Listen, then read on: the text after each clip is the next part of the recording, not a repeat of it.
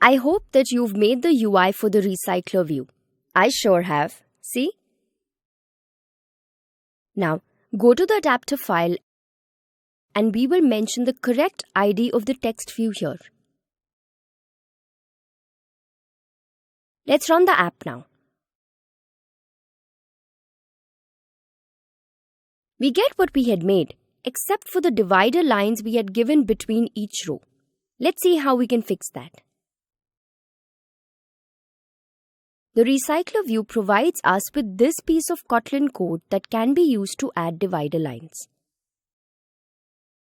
If you see here, we have used the add item decoration function. Inside it, we have added the divider item decoration class, which has these two parameters. One is the context of the recycler view, and the other is the orientation of the recycler view. Let's run the app now.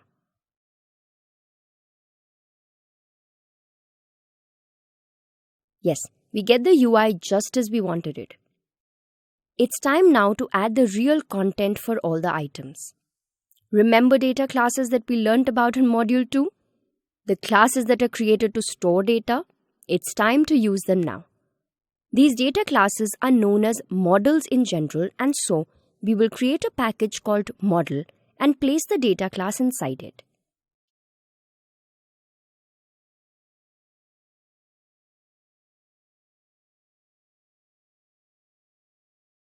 Creating the package.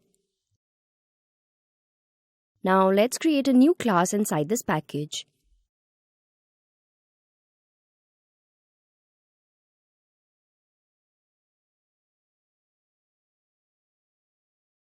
We'll give it the name book.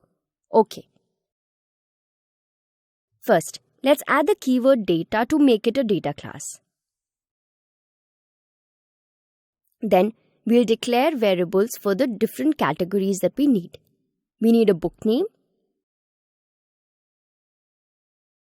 book author, book cost, book rating, and book image.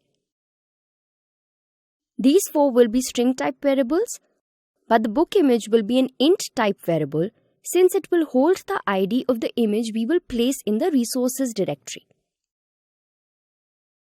First, let's go ahead and place all our images in the relevant folder.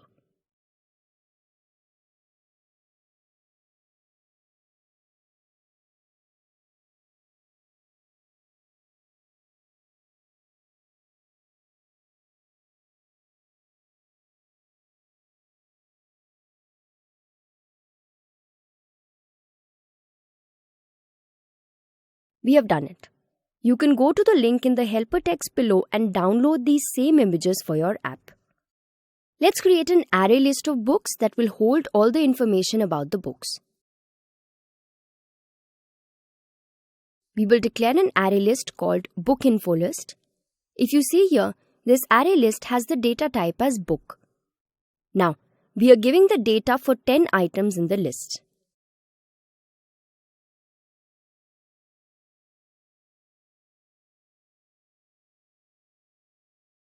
Done. It will surely take some time to create this, but we recommend you to do it.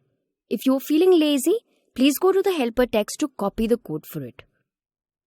Now that we have created this list, we will send this new list to the adapter class instead of the old list which only had the names of books. So we are changing the name of the array list here.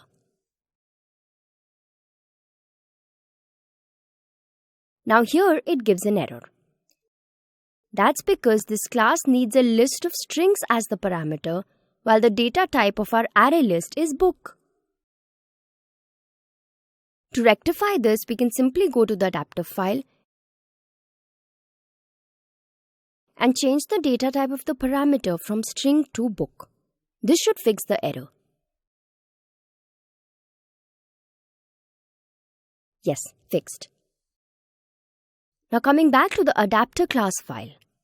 If you see here, we get an error inside the onBindViewHolder method. This is because earlier we had only one text view for the book name, but now we have added other elements like book author name, rating, etc. Also, This data will be extracted from the data class book that we had created. So for now, let's remove these two lines. We'll write the code for them in just a minute. First, let's initialize the various views and elements we have added to the new layout file. Doing that here.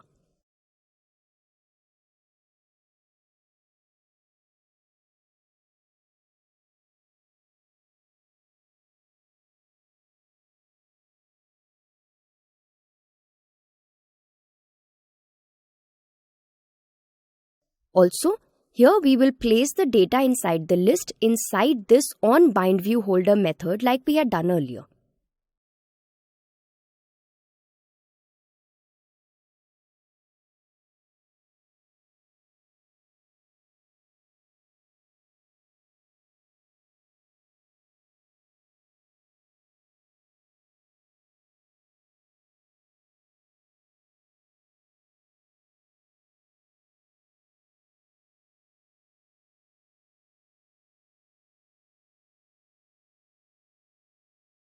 As you can see, all strings are put using this method, while the image is put using this other method. Let's run the app now.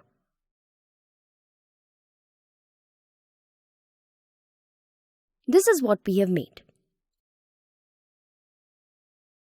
All looks fine, just that the images we have placed are overlapping with the default images.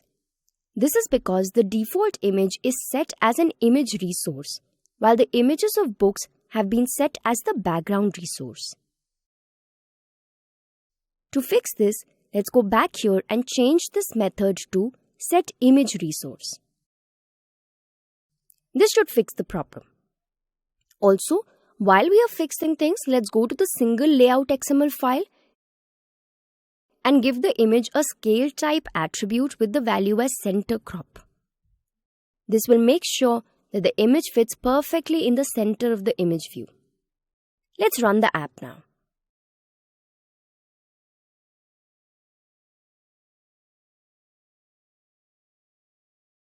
Yes, everything looks perfect now. Wow, we did it, guys. As of now, the data is static, but in the upcoming topics, we will learn how to fetch data from the internet. And as you must have seen, we are moving at a fast pace now and are learning so many new concepts with each new topic. The best way to really learn and remember all of this is to practice and code along. No doubt, practice makes a man perfect.